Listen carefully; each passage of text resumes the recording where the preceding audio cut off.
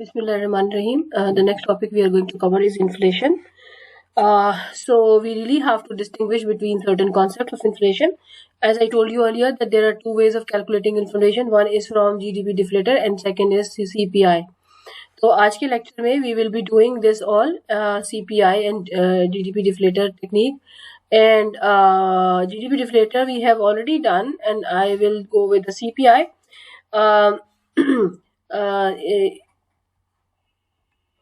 Okay तो सबसे पहले इन्फ्लेशन क्या होता है, व्हाट इज इन्फ्लेशन और उसके रिलेटेड कुछ कॉन्सेप्ट्स.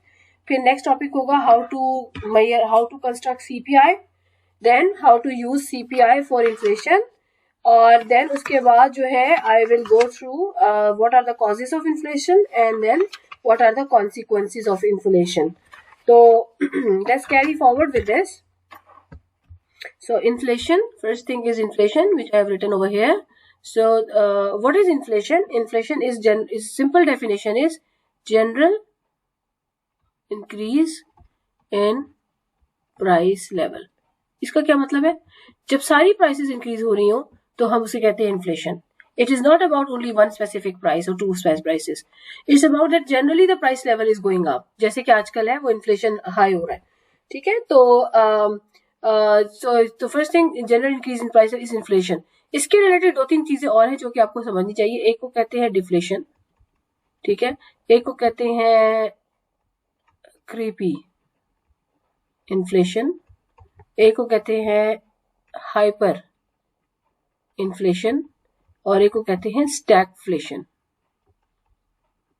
ओके, इनमें क्या क्या फर्क है? Deflation is just in opposite of inflation. This is decrease in general price level. Okay, creepy inflation क्या होता है? If inflation is 1% to 3%, then it is called creepy inflation. Hyperinflation is very high inflation, it's about like 500%. ठीक है, तो this is called like एक चीज अगर 100 रुपए की है तो बाद में वो 500 रुपए की मिल रही है, it's called hyper inflation. Stagflation क्या होता है? जनरली इन्फ्लेशन के साथ जनरली इफ इन्फ्लेशन इंक्रीजेस, ये थ्योरी है, ठीक है. Inflation increases implies unemployment goes down. ये है फिलिप्स कर्व के इन्फ्लेशन में inflation and unemployment has negative relation, ठीक है जी. लेकिन अगर इसके ऑपोजिट हो, यानी कि इन्फ्लेशन भी इंक्रीज हो रहा हो and at the same time unemployment भी इंक्रीज हो रहा हो, then it is called stagflation. So stagflation is a situation where inflation and unemployment increasing simultaneously at the same time, ठीक है. इसके अलावा जो है दीज आर द मेन्स, दो तीन डेफिनेशंस थी जो कि आपने करनी थी, 3 and 4 and 5. Then we are moving on after having understanding of what inflation is. We are moving that how to measure it, how to measure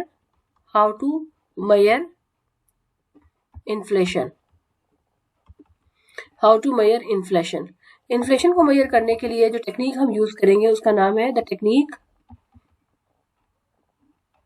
which is used is called CPI. Consumer we will use CPI, use करेंगे. CPI is not the measure of inflation, it is used to measure inflation. Consumer price index, इसका क्या मतलब होता है? Consumer price index. दो तरह के index होते हैं, एक को कहते हैं सीपीआई कंज्यूमर प्राइस इंडेक्स, और दूसरे को कहते हैं पीपीआई प्रोड्यूसर प्राइस इंडेक्स. दोनों में डिफरेंस है. तो पहले ये डिफरेंस है, consumer price index is something related to consumer and producer price index is related to producer. Consumer price index is used to measure the inflation and this is an inflation which is perceived by the consumer. Consumer क्या perceive करते हैं, क्या measurement करते हैं, क्या calculate करते हैं, क्या सोचते हैं इन्फ्लेशन के बारे में. This is reflected by consumer price index, whereas PPI is the inflation which is perceived by producer. अच्छा, इसका ये कौन सा इन्फ्लेशन है? दिस इज द इन्फ्लेशन और the price increase prices perceived by, यानी prices प्राइसेस, ये किससे कैलकुलेट होता है? Prices paid by consumer. It is measured through the prices paid by consumer, यानी कंज्यूमर जो मार्केट से चीजें खरीदते हैं उस पर जो प्राइसेस पे करते हैं, उन प्राइसेस को हम यूज करके सीपीआई कैलकुलेट करते हैं। और ये कौन सा है इंडेक्स? ये है producer price index. It is measured by the prices received by producer. आपको पता है जो पेमेंट होती है कंज्यूमर्स की और जो रिसीव करता है प्रोड्यूसर, उसमें फर्क होता है due to many reasons. One reason कि अगर आपने उसको जब प्रोड्यूसर सेल करता है कमोडिटीज को, तो वो प्राइसेस जो है जो फर्स्ट कंज्यूमर पे करता है, it is different from the second producer consumer paying the prices. और कंज्यूमर जो है, प्रोड्यूसर जो है, दो तरह के प्रोड्यूसर्स होते हैं। एक जो होते हैं स्टॉक, जो होलसेल की सेल करते हैं, दे आर डिफरेंट, और उसके बाद उससे रिटेलर्स ले जाते हैं और वो फिर डिफरेंट प्राइसेस चार्ज करके उसको सेल करते हैं। तो एक जो कमोडिटी है जो कि फर्स्ट हैंड सोल्ड होती है, दिस इज द प्राइस जो फर्स्ट हैंड सोल्ड है। सो once it is being sold at the first time, then the price which is received by producer is used to measure producer price index। ठीक है, वो second, third, fourth cell की prices हम नहीं ले रहे होते इसके अंदर। It is a price which is received by the producer when the commodity was sold for the first time। ठीक है, तो प्रोड्यूसर प्राइस इंडेक्स भी एक इंडेक्स है, इसी तरह कंज्यूमर प्राइस इंडेक्स भी एक इंडेक्स है। अब इसमें एक वर्ड आ रहा है इंडेक्स। इंडेक्स क्या चीज होती है? इंडेक्स क्या होता है? इंडेक्स एक ऐसा नंबर होता है, एक नंबर होता है। ठीक है, इंडेक्स एक नंबर होता है। कैसा number? Which is used for comparison. ठीक है, यूज फॉर कंपैरिजन। जैसे मैंने आपको ये कहा ना कि अगर सपोज करो ये 500 हाइपर इन्फ्लेशन ऊपर जो बताया, तो मैंने कहा सपोज करो एक चीज अगर 100 रुपए की थी, तो अगर वो 500 में बिक रही है, इसका मतलब है कि वो 500% इन्फ्लेशन के साथ जा रही है। तो मैंने वो जो 100 नंबर कोट किया था, वो क्या था? वो रेफरेंस नंबर था, रेफरेंस नंबर जिससे मैं कंपेयर कर रही थी। तो इंडेक्स नंबर भी कुछ ऐसा एक रेफरेंस नंबर होता है जिसको हम कैलकुलेट करते हैं और फिर वो नंबर कंपैरिजन के लिए यूज होता है। So what is the difference between this 100 number and the index number? क्योंकि इंडेक्स नंबर के एक स्टेप्स है और वो बहुत सोफिस्टिकेटेडली कैलकुलेटेड होता है। सो basically we will see that how this index is calculated. So what do we have? We will have a representative here for which we have some index, and then we will have index for all remaining years, and then we will compare all those indices with the index of the base year, so to see that how the prices are changing. तो ये सारा process जो है इसको हम करेंगे जब हम सीपीआई करेंगे। Now we are starting with the measure of CPI. तो सीपीआई के 5 स्टेप्स है, बहुत इंपॉर्टेंट स्टेप है। You will have to definitely notice all of it and to do it clearly, that the 5 steps involved in measuring of CPI. This is the most important topic. So 5 steps of measuring CPI, ये है 5 step. तो वो 5 steps कौन से हैं?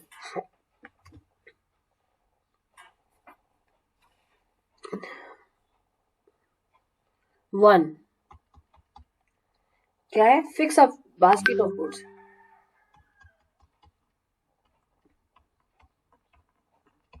मतलब ये कौन सी बास्केट ऑफ गुड है? ये वो है जो which is representative basket. Basket का क्या मतलब है? Basket is a composition of many goods. तो हम क्या कैलकुलेट करना चाह रहे हैं? हम सीपीआई, कंज्यूमर प्राइस इंडेक्स ले रहे हैं। अब कंज्यूमर का प्राइस का इंडेक्स है, तो consumer is not using one commodity, they are involve in using multiple commodities, food items, non food item, food के अंदर भी मिलियन कमोडिटीज है। तो what do we do in order to see that what consumer is consuming and what prices they are paying? We take some representative numbers, some representative commodities। एक list होती है generally जो CPI बनता है, उसकी जो बास्केट में 25 से 30 तक कमोडिटीज होती है, जिसमें फूड, नॉन फूड सब आइटम्स होते हैं, और उसकी बेसिस पे सीपीआई बनता है। तो there is a basket which contains certain number of commodities and they are taken to represent a consumer consumption। ठीक है, तो एक रिप्रेजेंटेटिव बास्केट लेते हैं। तो सबसे पहले हमें वो बास्केट फिक्स करनी है कि हमें ये देखना है कि हम सीपीआई की मेजरमेंट करने जा रहे हैं, तो हमें कौन सी कमोडिटीज को इस बास्केट के अंदर इंक्लूड करना है।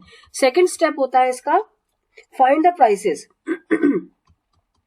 आपने उसके बाद क्या करना है कि वो जो बास्केट आपने ली हुई है, वो किस प्राइस के ऊपर वो कमोडिटीज सेल हो रही है, what is the unit price of the commodities which are taken in the basket, उस प्राइसेस को हमने वर्कआउट करना होती है। ठीक है, तो उसके बाद तीसरा ये है, तीसरा स्टेप क्या होगा कि अब हमारे पास वो कमोडिटीज भी आ गई जो हम खरीद रहे हैं और उसके कितनी कंजम्पशन कर रहे हैं, इसके अलावा उसकी वो किस प्राइस पे खरीद रहे हैं। तो हम क्या करेंगे, कंप्यूट प्राइस ऑफ बास्केट। तो आपने क्या करना है, इसको price of basket cost cost of basket, ठीक है। आपने इसकी कॉस्ट कैलकुलेट करनी है कि वो जो कमोडिटीज है, रिप्रेजेंटेटिव कमोडिटी, वो इस प्राइस पे सेल हो रही है, तो कंज्यूमर को ऑन एवरेज कितनी कॉस्ट देना पड़ रही है। तो बेसिकली कॉस्ट कैसे होती है कि आप हर प्राइस को उस कमोडिटी की उसकी क्वांटिटी से मल्टीप्लाई कर दे, तो ये कॉस्ट आ जाएगी और फिर इसको जमा कर लें। उसके बाद लास्ट है choose the base year. Choose the base year का मतलब क्या है कि बेसिकली इंडेक्स नंबर जो है वो हमेशा कंपैरिजन के लिए यूज होता है, तो उसके लिए कोई एक रिप्रेजेंटेशन चाहिए होती है। तो चूज अ बेस ईयर, तो हमें एक बेस ईयर हम ले रखेंगे जो कि कंपैरिजन के लिए यूज होगा, यानी कि we will calculate the index number for every year and the base year will be taken as the comparison year. Choose a base year, अब जाहिर है अब उससे इट इज अ ईयर जिससे कि आप कंपैरिजन कर रहे हो, तो that year has to be a stable year. Stable year कौन सा होता है, जिसमें कोई इकोनॉमिक डाउनफॉल्स नहीं आते, कोई फ्लक्चुएशंस बहुत ज्यादा नहीं होती और उसमें कोई अर्थक्वेक्स या वॉर्स नहीं होती, मतलब इसे नॉर्मल ईयर, एक regular year. So only of the year designated as a base year and it provides the benchmark which is used to for the comparison for other years. और 5वें number पे जो इसका स्टेप है वो है consumer price index को calculate करना। तो कंज्यूमर प्राइस इंडेक्स यानी यहां तक हम सिर्फ अभी तक एक नंबर कैलकुलेट कर रहे हैं, अभी तक हमने कॉस्ट निकाली है बास्केट की और हम we have the cost of the basket for every year including the base year. Now what we are going to do, we are going to use this all 4 steps, the information collected in 4 steps to calculate the consumer price index. Now what is the formula for consumer price index? Consumer price index is basically equals to cost of the basket in current year. current year समझते हैं, जिस year के अंदर आप होते हो या जिसकी आप बात कर रहे होते हो, and cost of the basket in base year, और उसको परसेंटेज लेने के लिए 100 से मल्टीप्लाई कर देते हैं। तो चले जी, ये स्टेप्स तो मैंने लिख दिए, लेकिन अब इसको न्यूमेरिकली कैलकुलेट करते हैं and see how can we do it. So let's start. Okay, so I am doing it calculation, numerical calculation. तो स्टेप वन क्या था, चूजिंग द बास्केट। सपोज करें आपकी जो बास्केट है उसके अंदर है let's say 4 hot dogs and 2 hamburgers, ठीक है। इसका क्या मतलब है कि एक रिप्रेजेंटेटिव कंज्यूमर जो कंज्यूम करता है वो 4 हॉट डॉग्स करता है, और ये एक हाइपोथेटिकल डेटा है। जनरली बास्केट के अंदर ये वाली चीजें नहीं, बल्कि जो जनरली आप यूज करते हो, ये सिर्फ आपको समझाने के लिए कि कैसे कैलकुलेट होता है। तो हम ये अज्यूम करते हैं कि जो रिप्रेजेंटेटिव कंज्यूमर है वो ये 2 चीजें इस्तेमाल करता है। अब दूसरा स्टेप क्या था कि इनकी प्राइसेस डिफाइन करना। तो प्राइसेस कैसे डिफाइन होंगी, प्राइसेस जो हम मार्केट से कलेक्ट करेंगे, तो वो क्या है, लेट्स से ये है ईयर और यहाँ पर है जी प्राइस ऑफ हॉट डॉग, इसको हम HD कह देते हैं और इसको HB कह देते हैं, ठीक है जी। एंड फिर उसके बाद यहाँ पर होगी प्राइस ऑफ हैमबर्गर HB, ठीक है। वो क्या है, ईयर्स कौन से हैं, 2013, 2014 एंड 2015। प्राइसेस हम अज्यूम करते हैं 2013 में एक हॉट डॉग 1 रुपए का था, 2 का और ये फिर 3 का, और ये जो है ये 2, 3 एंड 4 ये हमने कहाँ से ली होती है, ये हमने मार्केट से कलेक्ट की होती है प्राइसेस, ठीक है। और क्योंकि मुख्तलिफ जैसे पाकिस्तान के डिफरेंट सिटीज की बात करें तो एक ही कमोडिटी डिफरेंट सिटीज में डिफरेंट प्राइसेस पे सेल होती है, तो in that case we take an average. तीसरा स्टेप क्या था इसके अंदर, स्टेप नंबर 3 था इसकी कॉस्ट कैलकुलेट करना। कॉस्ट कैसे कैलकुलेट होगी, ऑफ कोर्स हम प्राइसेस को उसकी क्वांटिटी से मल्टीप्लाई कर देंगे और जमा कर लेंगे तो कॉस्ट आ जाएगी। तो लेट्स डू इट, इजी सा है, ना मुश्किल नहीं है कुछ भी। तो क्या करेंगे, यहाँ पर लिखेंगे वही ईयर, क्योंकि कॉस्ट हमने हर साल की कैलकुलेट करनी है, 2013, 2014 एंड 2015, ठीक है जी। और उसके बाद यहाँ पर लिखेंगे बास्केट क्या है, कॉस्ट ऑफ बास्केट, और बास्केट में क्या पड़ा हुआ है 4 हैमबर्गर पड़े हुए हैं, 4 हॉट डॉग पड़े हुए हैं और 2 हैमबर्गर्स पड़े हुए हैं, ठीक है जी, और उनकी प्राइसेस लिखी हुई हैं। तो क्या करोगे आप कि 4 हॉट डॉग्स कितने में था? एक 2013 में ₹1 का, तो कितनी कॉस्ट आई हॉट डॉग खरीदने में? That was 4 into 1, so this is a $4 या ₹4 spent on the consumption of hot dog in 2013. What else we bought in 2013? 2 hot dogs, hamburgers. How much we paid for it? ₹2. So 2 into 2 is the cost of hamburgers in 2013. What is the total cost of all these commodities being used in 2013 by a representative consumer? That was 4 plus 4 is equals to 8. So ये है क्या? Cost of the basket in 2013. What is the cost of the same basket in 2014? 4 hot dog at the ₹2 and 2 hot dogs at the ₹3 is equals to 8 plus 6 is 14. वही basket 2014 में ₹14 पे खरीदी गई, and then वही basket जो है 2015 में you are buying it at this price. So 4 hot dogs and 2 hamburgers costing 12 plus 8 equals to 20. So what is it? It is the cost of the basket. 3 step हो गए। चौथा step क्या था? चौथा स्टेप यहां से देख लेते हैं। Use the CPI to compute inflation. चौथा स्टेप था जी, choose 1 year as base year and compute CPI। ठीक है, यहाँ पे देख लेते हैं आपके लिए। Choose a base year, should be stable year, और फिर कंप्यूट करना है CPI को। ये है नेक्स्ट ईयर। बेस ईयर हम इसमें कौन सा लेते हैं? Choosing base year. तो बेस ईयर हम जनरली पास्ट में होता है और स्टेबल ईयर होता है, तो 2013 को हम जैसे बेस ईयर ले लेते हैं। तो अब हमारा नेक्स्ट स्टेप क्या है कि हम बेस ईयर को चूज करने के बाद हम CPI को कैलकुलेट करेंगे। Calculation of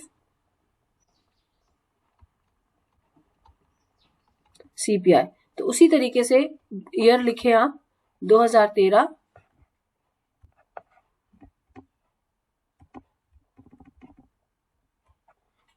2014, 2015। So these are the 3 years. Okay, तो अब हमको निकालना है CPI। CPI के लिए हमने क्या बताया था कि CPI निकलता है जी, फार्मूला यहाँ पे अगर मैं लिखूँ, नीचे लिख देती हूँ क्योंकि यहाँ पे जगह नहीं है।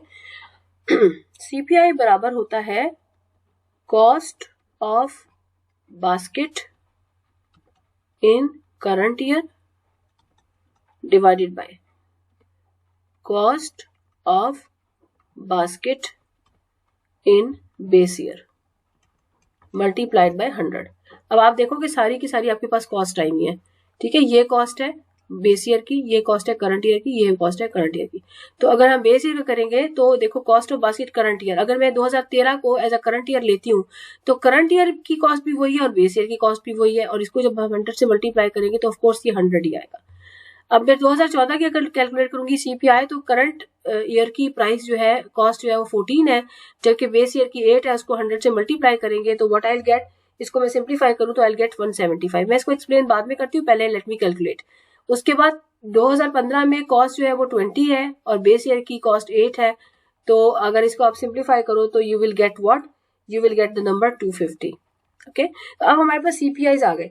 अब इसका मतलब क्या है? इस CPI का मतलब ये है कि अगर कोई basket it was available in 2013 at the cost of 100, the same basket is available in 2014 by 175. So if you just compare these two numbers, you can clearly see that the same basket has become very expensive by $75 in the next year.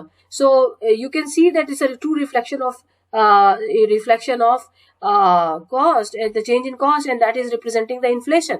अच्छा, अब inflation क्या होता है? इसी तरीके से अगर ये कंपेयर करते हो 2013 को 2015 के साथ, तो यू विल से कि same basket which was available in 2013 at the cost of 100, now it's available at 250। So the addition in price the people are facing compare to 2013 is $150 more.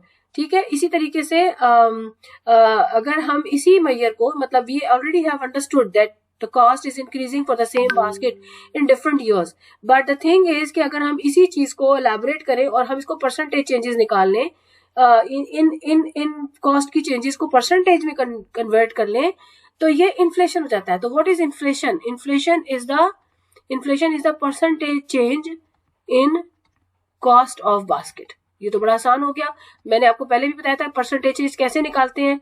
Percentage change का मतलब है change in the cost divided by original cost या cost of the base year, ठीक है जी, और इसको multiply कर दो 100 से।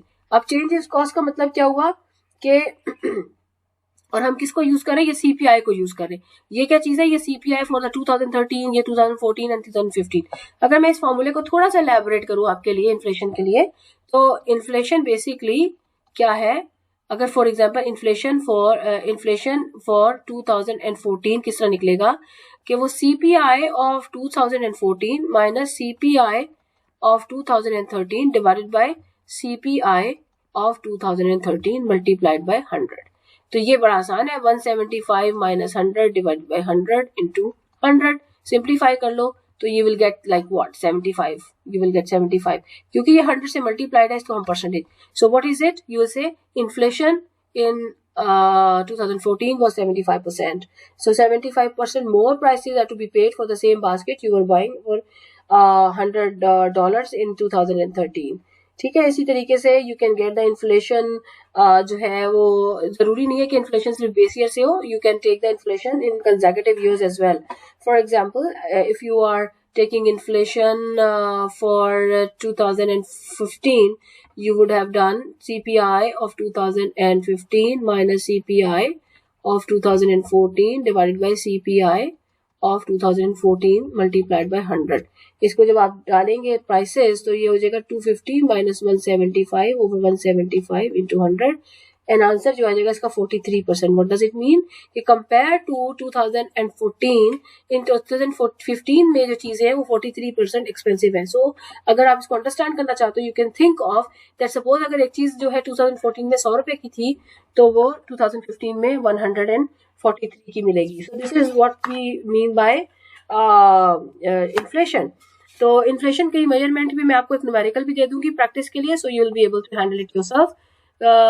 we are done with inflation, now we that two certain things which are left, छोटी छोटी चीजें। एक है कि होता क्यों है इन्फ्लेशन और इससे नुकसान क्या होता है। So one thing is causes of inflation and अगला जो होगा वो होगा कॉन्सिक्वेंसेज। कॉजेज जो है इसके मोटे मोटे 3 से 4 हैं। पहला नाम मैं लिख देती हूँ फिर मैं एक्सप्लेन करती हूँ। एक होता है डिमांड पुल इन्फ्लेशन, दूसरा होता है cost push inflation, I am sorry for my writing, तीसरा है जी एक्सेस मॉनेटरी एक्सपेंशन,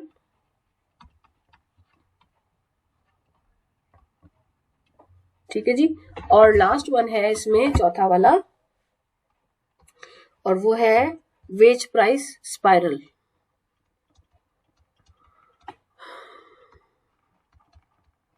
तो होता क्या है कॉस्ट डिमांड पुल इन्फॉर्मेशन। आपने अगर यहाँ पे याद हो आपको, यहाँ पे क्वांटिटी और यहाँ प्राइस है, ये डिमांड है ये सप्लाई है। डिमांड पुल का मतलब है डिमांड इंक्रीज होगी। अगर किसी चीज की डिमांड मार्केट में इंक्रीज हो जाए तो आपको पता है कि प्राइसेस गोज अप। तो ये क्योंकि मैक्रो इकोनॉमी है तो ये सिंपल डिमांड नहीं बल्कि एग्रीगेट डिमांड है, ये एग्रीगेट डिमांड प्राइम है, ये एग्रीगेट सप्लाई है। और आपको पता है एग्रीगेट डिमांड क्या चीज होती है, aggregate demand from every sector. कौन से सेक्टर्स होते हैं, 4 sector, consumer, investor, business and government and foreign. तो C plus I plus G plus X minus M, ये होती है एग्रीगेट डिमांड। तो ये जो चीज है ना, ये वाला नेगेटिव स्लोप, ये इसको रिप्रेजेंट कर रहा है। तो किसी वजह से अगर डिमांड में इंक्रीज हो जाए, अब डिमांड जो है वो एग्रीगेट डिमांड कैसे इंक्रीज होगा, maybe there is increase in population size and there can be जो है for any reason there is over, so there is demand has gone up. So definitely as you can see from the micro economics की price up जाती है। तो यहाँ पे क्योंकि price जो है वो सिंगल कमोडिटी की प्राइस नहीं है बल्कि जनरल प्राइस लेवल है, तो general price level will go up which is called inflation. So one of the cause for inflation is aggregate demand goes up. Cost push inflation, cost push inflation is same like जैसे individual market के अंदर ना जब single commodity market थी, अब याद करो कि जब आपके पास यहाँ पे सप्लाई डिक्रीज हो जाए किसी वजह से तो can you see the price has gone up, ठीक है। तो इसका मतलब है कि whenever for any reason supply goes down. अब सप्लाई यहाँ पर क्यों कम होगी फॉर इकोनॉमी, जहाँ पे कॉस्ट ऑफ प्रोडक्शन इंक्रीज हो जाए। किसी भी वजह से कॉस्ट ऑफ प्रोडक्शन अगर इंक्रीज होती है तो क्या होगी, एग्रीगेट सप्लाई डिक्रीज कर जाएगी, जिसकी वजह से मार्केट के अंदर क्या आ जाएगी, शॉर्टेज। जब शॉर्टेज आएगी तो ऑटोमेटिकली प्राइस का लेवल बढ़ना शुरू हो जाएगा, and that is called inflation. So second reason for inflation is cost push inflation. तीसरी है एक्सेस मॉनेटरी एक्सपेंशन। मॉनेटरी का मतलब होता है मनी सप्लाई। इकोनॉमी जब मनी सप्लाई इंक्रीज करती है तो every single dollar which is circulated in the economy is resulting into inflation. तो one another reason for inflation is के आपकी इकोनॉमी में बहुत ज्यादा नोट सर्कुलेट कर रहे हैं, मॉनेटरी एक्सपेंशन हो गई है। फिर है वेज प्राइस स्पाइरल। अब सपोज करें, स्पाइरल का मतलब है कुछ सर्कल में जा रहा है। सपोज करें किसी इकोनॉमी में प्राइसेस हाई हैं, तो प्राइसेस हाई है, प्राइसेस हाई होने का मतलब है कि in order to buy commodity people have to pay more, so if they want to pay more then definitely they will demand more wages, तो workers will demand more wages। जब workers demand करेंगे more wages to pay for the higher prices which are existing in economy, तो cost of production for the producer will go up। तो जब cost of production for the producer will go up, तो in order to keep their profit margin वो क्या करेंगे, वो prices को increase करेंगे। तो प्राइस के इंक्रीज करने से क्या होगा, वेज इंक्रीज होगी, और वेज के इंक्रीज करने से क्या होगा, प्राइस इंक्रीज होगी, और इसके इंक्रीज करने से क्या होगा, wage increase. So it's a kind of spiral. So this wage and price spiral will ultimately result in higher and higher inflation. So these were the 4 reasons for existence of inflation. अगला है consequences of inflation. ठीक है, अब वो consequences क्या होंगे, छोटी छोटी सी बातें। पहली तो बात है, सबको पता है कि जब भी इन्फ्लेशन ज्यादा होता है तो परचेजिंग पावर कम हो जाती है। From the same money you can buy less, इसे कहते हैं रिडक्शन इन परचेजिंग पावर। ठीक है, reduction in purchasing, reduce purchasing power, ये कॉन्सिक्वेंसेज है। दूसरा क्या होगा, डिस्टॉर्टेड स्पेंडिंग। डिस्टॉर्टिंग स्पेंडिंग का मतलब ये है कि जब भी किसी चीज की प्राइस इंक्रीज होगी, लोग उसकी कंजम्पशन को कम कर देंगे और दूसरी तरफ चले जाएंगे। तो बेसिकली इकोनॉमी की जो स्पेंडिंग हैबिट्स हैं वो डिस्टॉर्ट होंगी, because people would not be able to buy high you know price, high level expensive products, तो वो डिस्टॉर्ट कर देगी प्राइस को। फिर एनकरेज स्पेक्यूलेशन। एनकरेज स्पेक्यूलेशन, इसका क्या मतलब होता है, स्पेक्यूलेशन होता है गैस। तो दो बहुत सारी मार्केट है दुनिया में भी है, ट्रेडिंग के अंदर भी है, जो स्पेक्यूलेशन पे बेस करती है। तो जब प्राइस में इस तरह से वेरिएशन आ रही हो तो उससे क्या होता है कि लोग स्पेक्यूलेशन इंक्रीज कर देते हैं, और उससे वो जो बिजनेस है वो लोग स्पेक्यूलेटेड प्राइसेस की बेसिस पर ट्रेडिंग करते हैं, और वो फर्दर जो है एग्रीवेट करती है इन्फ्लेशन को। और इसके बाद लास्ट जो है वो है डिस्टॉर्ट डिस्ट्रीब्यूशन ऑफ इनकम। तो डिस्ट्रीब्यूशन जो है वो, जाहिर सी बात है कि इन्फ्लेशन जो है वो बेनिफिट करेगा उन लोगों को those who are involve in business having high prices, so most of the income will go into that category. So in distribution of income will not be even and wise, so it will distort the distribution of income as well. So this is all from the inflation side.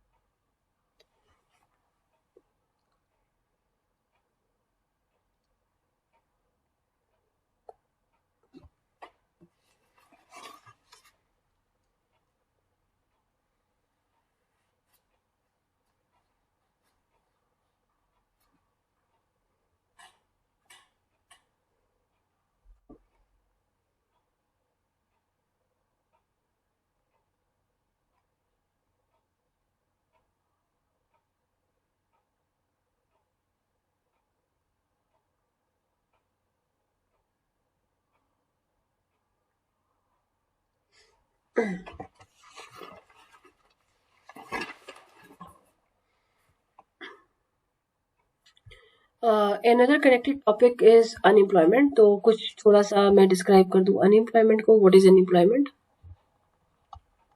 Or how you define unemployment? Or it is defined as all people who are able and willing to work but they do not find job are called unemployed. ठीक है. अब इसमें दो बातें हैं, able and willing. able and willing. तो अगर किसी में से ये इंग्रेडिएंट मिसिंग है तो अनएम्प्लॉयड नहीं होगा. able and willing. तो if somebody is able but is not willing, he is not unemployed. And if somebody is willing but not able, he is not employed. So the two things combine together to define unemployment. Okay. तो unemployment. इसके बाद दूसरा होता है employment. क्या होती है? Employed क्या होते हैं? Those who are willing and able to work and getting job are employed. ठीक है. तो अगर हम जो है, एक चीज होती है labour force participation. What is labor force participation? All people who are willing and able to work.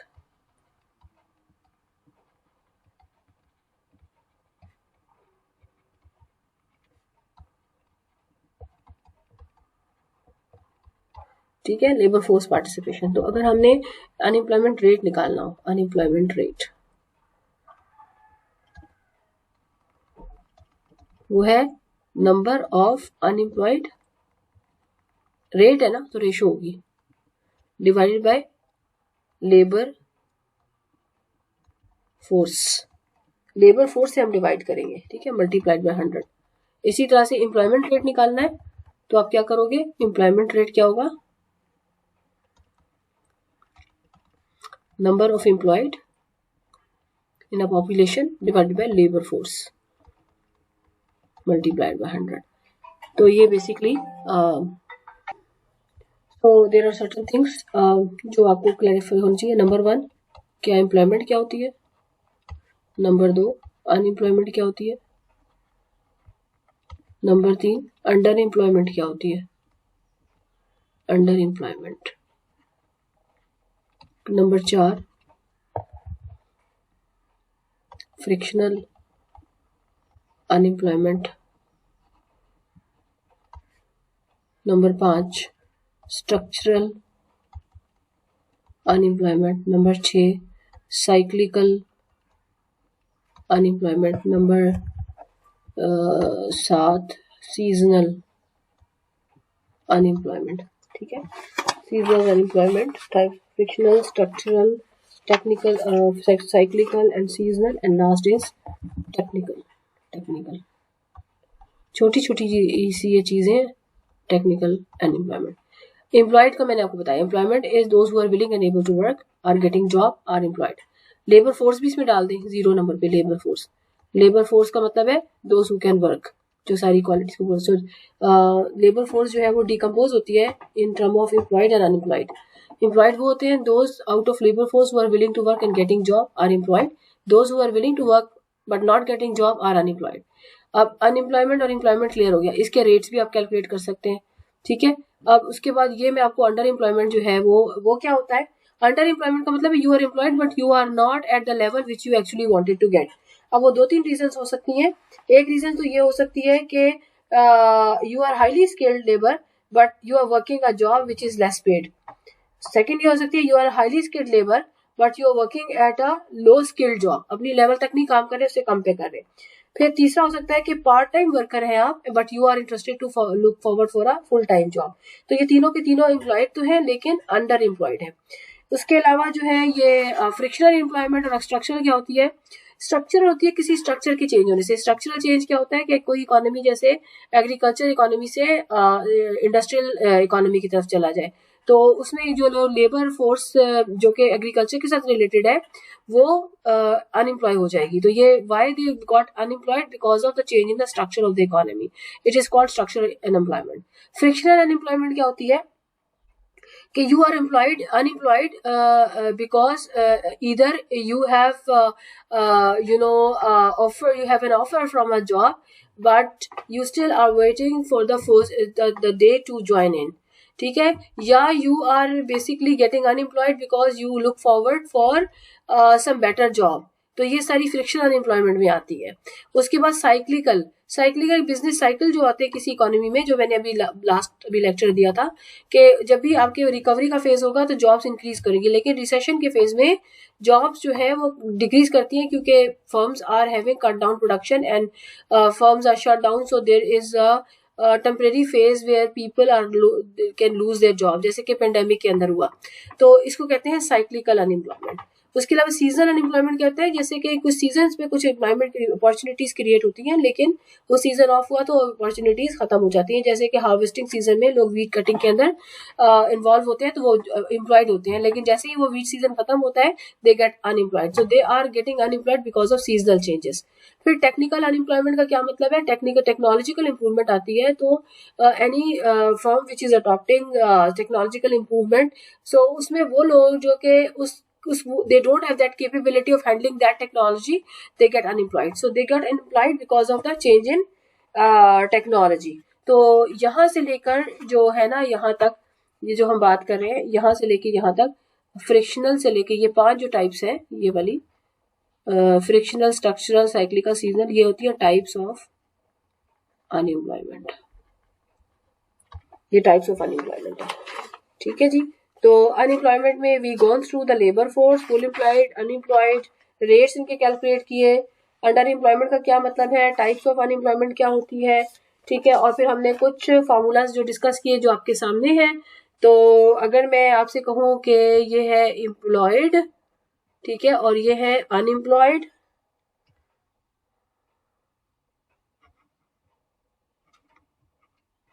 ठीक है जी. सपोज ये नंबर है आपके पास 142.5 मिलियन का, और ये आपके पास है 12.5 मिलियन का, और ये है नॉट इन लेबर फोर्स. ठीक है. तो आपकी जो है लेबर फोर्स किन से बनती है? लेबर फोर्स बनती है जी एम्प्लॉयड और अनएम्प्लॉयड से. ठीक है. जो नॉट इन लेबर, ये लेबर फोर्स है, लेबर फोर्स. ठीक है जी. ये वाले लेबर फोर्स का पार्ट नहीं होते, लेकिन ये जो तीनों मिला लें तो बेसिकली ये क्या है? Employed, unemployed and not in labour force. ये वो लोग हैं जो कि विलिंग टू वर्क नहीं है, लेकिन ये they become the part of adult population. ये एडल्ट पॉपुलेशन की डिकम्पोजिशन है. ठीक है जी. तो ये तो कुछ बेसिक कॉन्सेप्ट है. और एक चीज होती है जिसे वो मैं भूल गई बताना आपको, let me say that also, natural rate of unemployment. ये क्या चीज होती है? Economy is said to be having full employed if they have simply the natural rate of unemployment. Natural rate of employment generally 6%, 5 to 6% होता है. और ये क्या चीज होता है? It consists of structural unemployment plus frictional unemployment. और ये होता क्या है? ये वो होता है कि जब किसी इकोनॉमी में 100% एम्प्लॉयमेंट भी हो, उसके बावजूद भी there are certain people who are either unemployed because of structural changes, and there are certain people who have job but they are looking for the better jobs. So any economy containing every 100% employment still categorized as a economy containing a certain level of unemployment, and it's naturally exists in any economy. So this is around 6%. तो अगर किसी economy में इतनी unemployment हो तो हम इसे कहते हैं that economy is fully employed. और इस 6% में कौन से लोग शामिल होते हैं? जो कि किसी स्ट्रक्चरल चेंज की वजह से अनएम्प्लॉयड होते हैं. इकोनॉमी में there is a constant structural changes taking place. ठीक है. हर 10 साल के बाद, 12 साल के बाद चीजें बदलती हैं. और फ्रिक्शनल एम्प्लॉयमेंट में बहुत सारे ऐसे लोग होते हैं जॉब के अलावा भी they are looking forward to get better job. So people are unemployed because of frictional changes. So it's called natural rate of unemployment. So you should also know that concept as well. So that is all from the unemployment. We are done. तो अभी तक हमने GDP और उसके related सारा stuff cover कर लिया. Inflation कैसे कैलकुलेट करते हैं, सीपीआई और ये सारा कर लिया. और अनएम्प्लॉयमेंट का चैप्टर भी हमने इसमें जो है वो कर लिया. So basically what I am left with now is very less and rare. Let me see from my pages. Yeah, I am done with everything. तो अब मैंने मॉनेटरी पॉलिसी, फिस्कल पॉलिसी और इसके अलावा जो है मैंने आपको बताया था मनी एंड बैंकिंग में थोड़े से कॉन्सेप्ट्स हैं मनी और बैंकिंग के. और उसके बाद होगा जी आपका monetary policy and fiscal policy और कुछ बातें डेवलपमेंट से रिलेटेड, दैट्स इट. तो आई होप कि I will take just one more lecture for that.